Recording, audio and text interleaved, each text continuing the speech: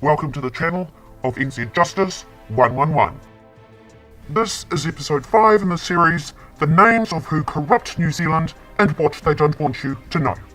In the last episode, this channel informed you that this episode would show you the end of Lisa's and Senior Sergeant's relationship and how much he defrauded Lisa's trust out of.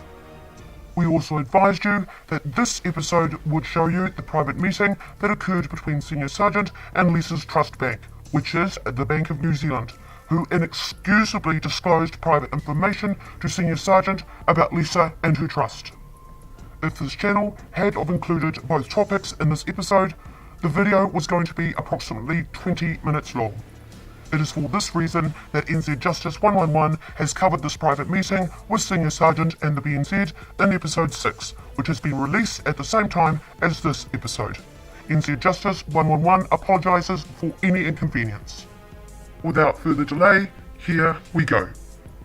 While Senior Sergeant was setting up Lisa to be accused of taking money out of his accounts without his knowledge using internet banking, and Christopher Lynch was creating fraudulent documents to help Senior Sergeant steal half ownership of Lisa's trust property, Senior Sergeant, using the profit-sharing agreement as a dishonest excuse, started asking Lisa to lend him money from her family trust, on the promise that this money would be repaid back with his trust percentage of the profit-sharing agreement. Lisa was not concerned about lending Senior Sergeant the money, as her trust owned the property to do with the agreement, and any sale proceeds from that home would come into Lisa's trust bank account, with any money owed by Senior Sergeant being simply taken out before his trust was given its percentage of the profit.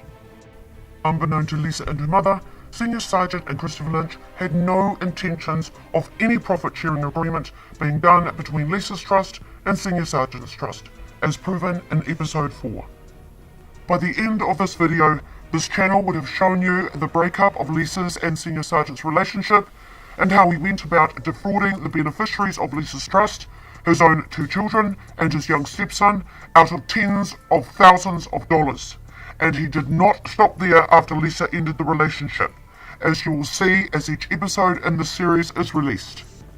During Senior Sergeant's relationship with Lisa, and while he was slowly but surely defrauding her trust, Lisa's mother Rose decided to sell her home and forward some of the sale proceeds, $100,000, to assist her daughter's trust towards building a large self-contained one-bedroom unit for Rose, which was to be attached to her daughter's main trust home.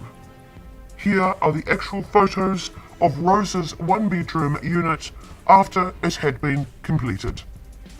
Rose also decided to lend, interest-free and with no monthly repayments unless otherwise asked for, $134,000 to her daughter's trust to help reduce the amount the trust needed to borrow from the Bank of New Zealand to assist with the building costs of the trust's new home.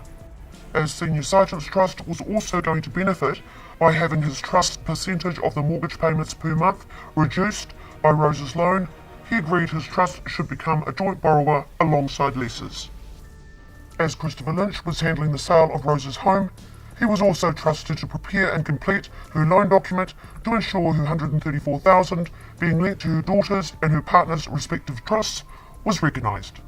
Lynch never completed Rose's loan document, but lied to her daughter Lisa that he had.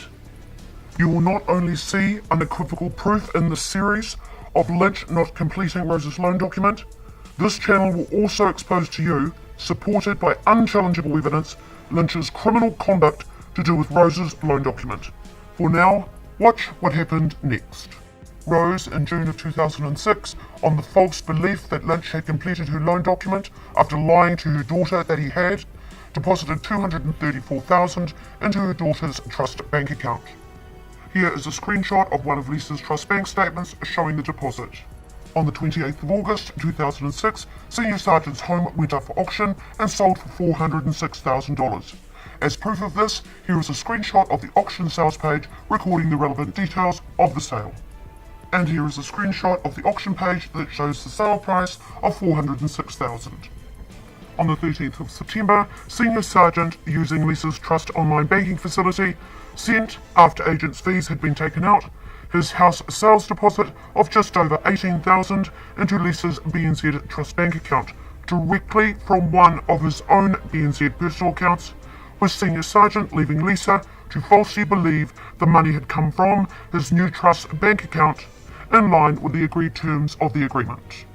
On the 4th of October 2006, Rose moved into her new unit and her daughter Lisa moved into the main trust property with her son from a previous relationship, Senior Sergeant, and the couple's 2 children, their 3-year-old daughter and their 3-month-old son. A day later, Lisa phoned Christopher Lynch asking for the profit sharing agreement to be completed before Lisa's trust received the bulk of Senior Sergeant's house sale proceeds from his trust, just over $155,000. To make sure Lisa and her mother did not refuse to accept Senior Sergeant's sale proceeds being deposited into one of Lisa's trust bank accounts before the agreement had been signed, Christopher Lynch did something very cunning.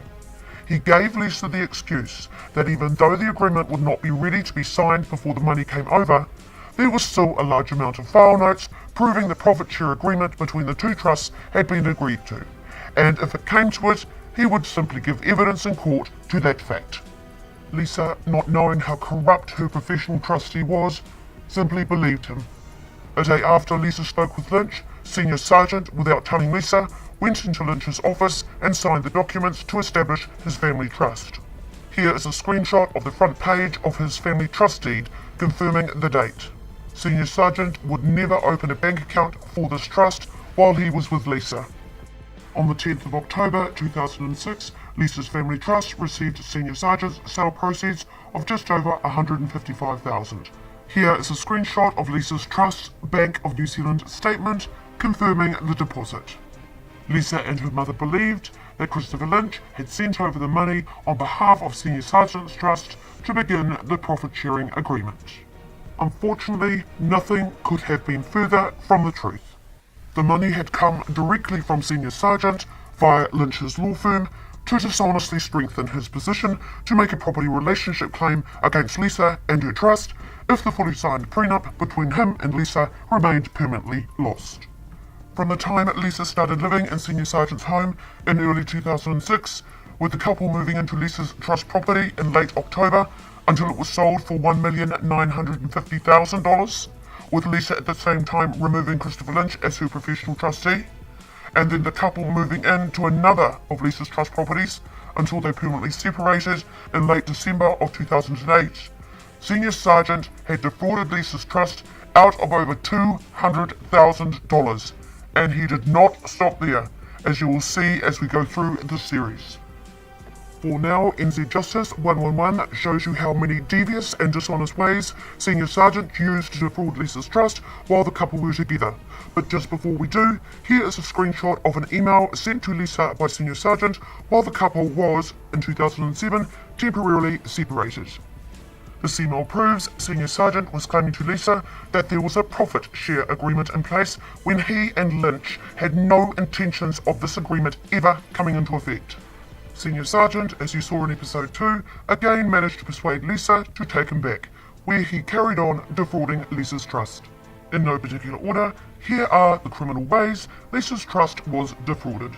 Number 1. Senior Sergeant's use of the non-existent profit-sharing agreement to successfully steal thousands and thousands of dollars from Lisa's trust. Here is a screenshot of 4 of Senior Sergeant's accounts and their closing balances as at the date of separation. The chart records the balances for each account after having received the money criminally obtained by Senior Sergeant from Lisa's trust.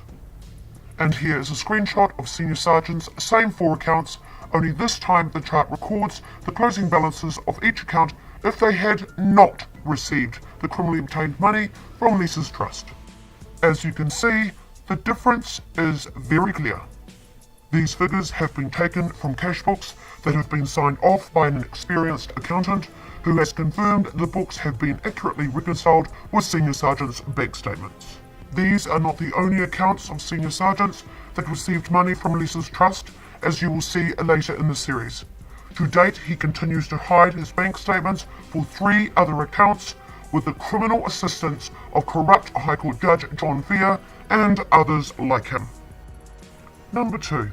In addition to Senior Sergeant defrauding Lisa's trust using the non-existent profit-sharing agreement, he also convinced Lisa to have her trust refinance his police credit union loan for a vehicle he had purchased, with him using the excuse that Lisa's trust could offer a lower interest rate, only for him to leave her trust with the debt owing of just over $57,000. And that's not all.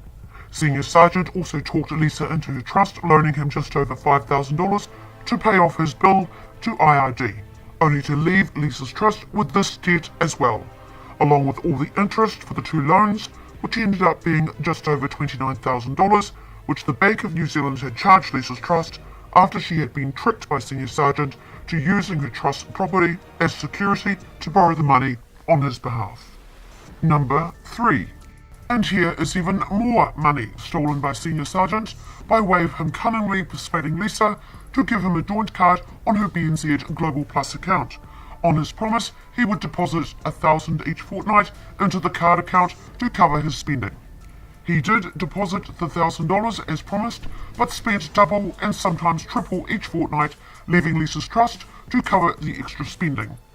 And at number 4, he was also criminally skilled enough to convince Lisa to allow him to live in her trust properties from October of 2006 until they separated in 2008 without paying a cent towards accommodation for either himself or the couple's 2 children. He accomplished this by simply taking deceitful advantage of Lisa's faith in him that when the time came, she could take out his trust unpaid percentage of the mortgage payments from the profit as determined by the agreement, which Senior Sergeant and corrupt barrister Christopher Lynch made sure was never going to exist between the two trusts. This now ends episode 5. Episode 6 has already been released, which exposes, but is certainly not limited to, the gross breach of privacy done against Lisa and her trust during a joint meeting between the Bank of New Zealand representatives and Senior Sergeant. Until next time, keep safe.